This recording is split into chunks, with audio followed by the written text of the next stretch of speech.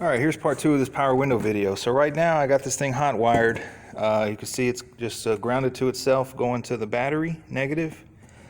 I got a plug in here in the motor, and we're just going to tap it to the positive. Now right now it's all the way maxed out in the down position. That means that the door glass lower channel is going to be in this rivet right, or roller right here, and this roller right here.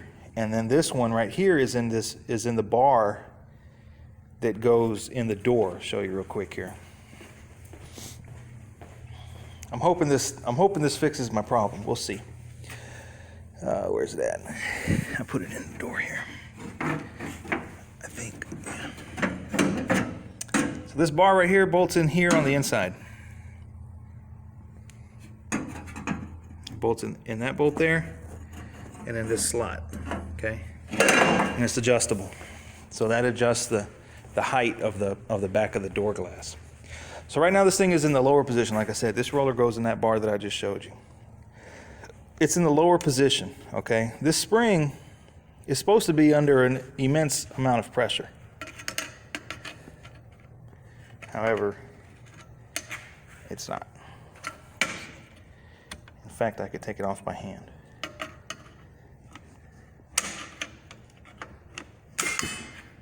There you go. Can also put it back on by hand.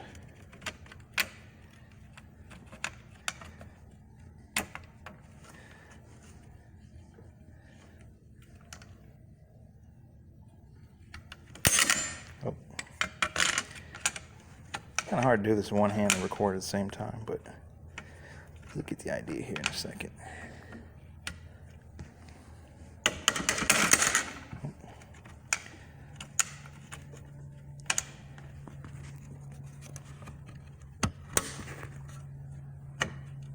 There, on and off, one hand and a small pry bar. So it's not under the immense violent pressure like I'm reading about, or like you might read about on the internet. So now I'm gonna put this thing in the up position. Okay.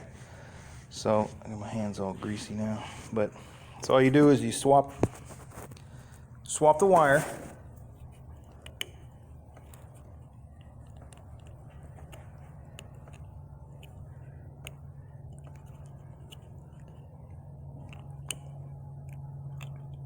There's only 2 wires on this plug. Can't mix it up. Okay? So I swap the wire. Now we're going to hit it to the positive. Hit it to positive on the battery. This window's going to go up.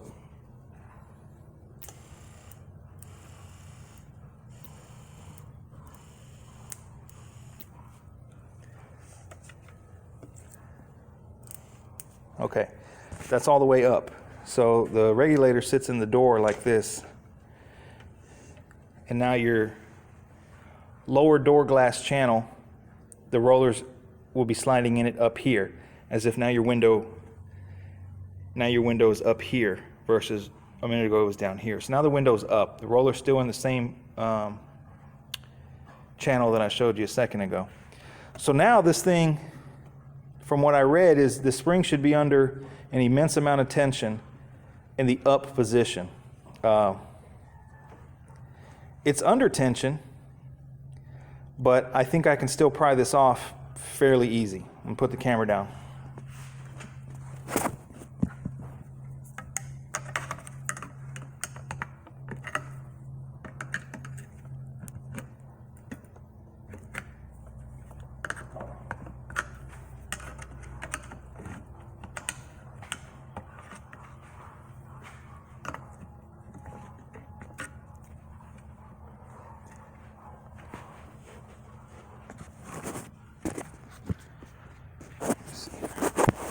I'm going to put it in the middle position. So we're going to bring it down a little bit. It's about halfway. And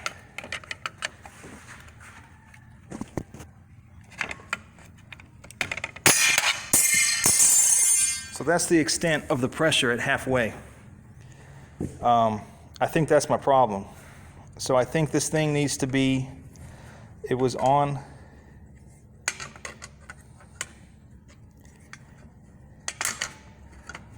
like this, wounded. So now I'm going to put it,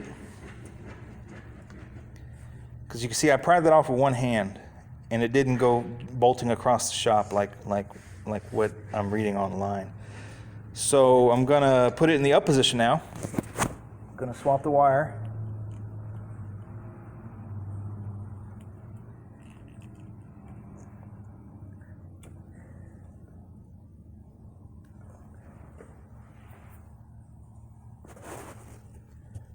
Going up. Okay, that's all the way up.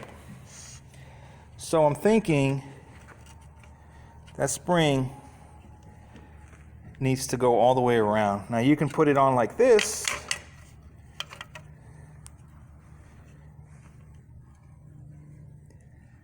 I don't know if it's going to twist all the way around like that. From here all the way to here, that's 180 degrees. There to there is not quite 180, although it, I'm gonna have to mess with it. I'm gonna bring y'all back once I figure this out, but I think I had the spring on backwards and that wasn't giving it enough tension to lift it up. So I'm gonna mess with this. I'm gonna do some test fitting on it and I'll bring you right back.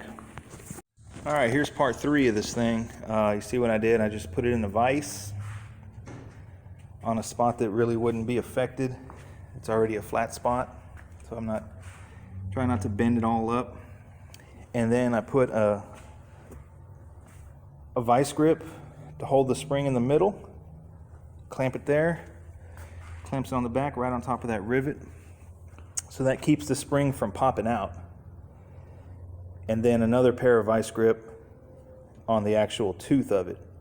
So this was over here. So I twisted it 180 degrees and it took a little bit of effort. I mean, I would say it's probably equivalent to 50 or 60 foot-pounds of torque, maybe, something like that. I mean, I didn't struggle. It took 5 seconds. As a safety precaution, I put a bolt in here. So when I release this and release this, this can't go anywhere. The bolt is preventing that from shooting around because it's under pressure right now. So if you pop this off, if you take this off and pop this off, this thing right here is going to swing around that way. And I think that's where the violent part comes in from what I read. But with this bolt in here, it's impossible to do that. You can see it won't allow it. It won't allow it to switch blade forward. So this thing is under quite a bit of pressure now, way more than before. I mean, I think it would be impossible. Well, I wouldn't say impossible, but it'd be very difficult to put this on with no bench vise and no vice grips. You try wrestling it on the floor, it's never going to happen.